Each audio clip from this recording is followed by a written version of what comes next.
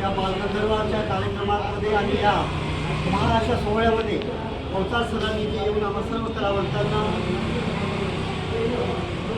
आणि चांगल्या प्रकारचं प्रोत्साहन दिलं, आम्हाला मार्गदर्शन केलं आणि आम्हाला सर्व कलावंतांना अशाच प्रकारे त्यांनी सांभाळून घ्यावं आणि आम्हाला कुठल्याही अडीअडचणीमध्ये मार्गदर्शन करावं अशी सर्व कलावंतांच्या वतीने आम्ही त्यांना विनंती करतो आणि त्यांचे आभार मानतो. धन्यवाद.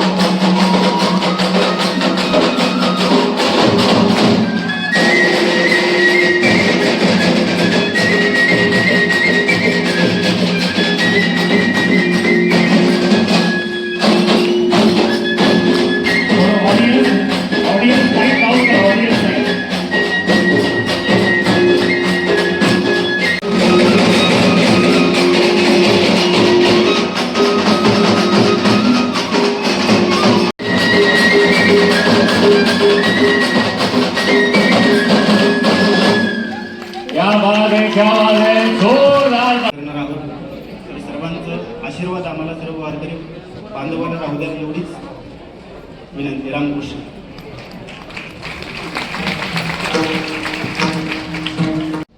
कधीतरी आपल्या एकूण सगळ्या समाजाला देखील सांगितलं पाहिजे. जसं पुण्याच्या लोकांना 1 किलोमीटर अंतरातल्या आपण आज सांगितलं, तसं सगळ्या महाराष्ट्राला एकदा हे सांगण्याची गरज आहे की अरे आमचे हे लोक कलावंत आहेत, यांनी साहित्याचा, संस्कृतीचा, समाज परिवर्तनाचा हा सगळा जो वसा उचललेला आहे, कितीही प्रतिकूल परिस्थिती आली तरी ते सोडत नाहीयेत, हे विशिष्ट आहे. अनेकांचे या तयारीत असताना फोन आले की आम्हाला अडचण येते आहे, पुण्याला यायचं तिकीट परवडत नाहीये. आमच्या तिथल्या कार्यकर्त्यांनी त्याची मदत पण केली. लोककलाकार मी खरं म्हटलं तर तिथे बसलो होतो, आलो तेव्हा विचार करतोय की मी इथपर्यंत आलो कसा. मी हे सगळं चालू असताना थोडं फ्लॅशबॅक मध्ये गेलो. जी माझी 2005 पासून सुरुवात झाली, गेली 20-22 वर्षापासून मी जे माझ्या लोककलेसाठी, जी माझ्या लोकभाषेसाठी, माझ्या मायबोलीसाठी काम करत असताना जी माझी असणारी एकनिष्ठता, त्यासाठी असणारी प्रामाणिकता आणि ती भाषा, ती लोककला महाराष्ट्राच्या घराघरात, भारताच्या कानाकोपऱ्यात जाण्यासाठी जी तडफड केलेली, जी सातत्य असणारी जो माझा प्रयत्न आहे, तो मला इथपर्यंत घेऊन आला असं मला वाटतं. मी या लोककलेत सुरुवात कशी केली, तसं पाहिलं तर 25-30 वर्षापासून, म्हणजे माझं काही जास्त मोठं वय नाही, पण जसं मला कळायला लागलं, जसं मला समजायला लागलं, आमचं अहिराणी संगीत इतकं गोड आहे, इतकं गोड आहे की ते जोपर्यंत हा सोशल मीडियाचा इंटरनेटचा वेळ काळ नव्हता तोपर्यंत ते आमच्या भागापुरता मर्यादित होतो, पण ह्या माध्यमातून आम्हाला एक तो प्लॅटफॉर्म भेटला की आपण महाराष्ट्राच्या समोर, आपण जगाच्या समोर भेटायचे ते भेटायचे, पण एक ज्या कामाविषयीचं जे प्रेम होतं ते प्रेम आज इथपर्यंत गेल्या 20 वर्षात खूप काही देऊन गेलं. आज मराठी बिग बॉस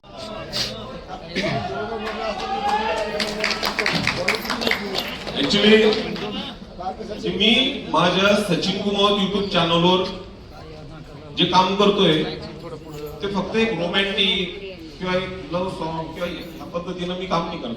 मी सगळं माझे गाणे छोट्या 2 वर्षा पोरापासून 1 वर्षाच्या पोरापासून तर ज्येष्ठ श्रेष्ठ माणसांपर्यंत गाणे ऐकले जातो माझे. तर अशी वेगवेगळ्या पद्धतीचं मी एक छोटस म्हणतो, कारण बरेच मान्यवर आहेत.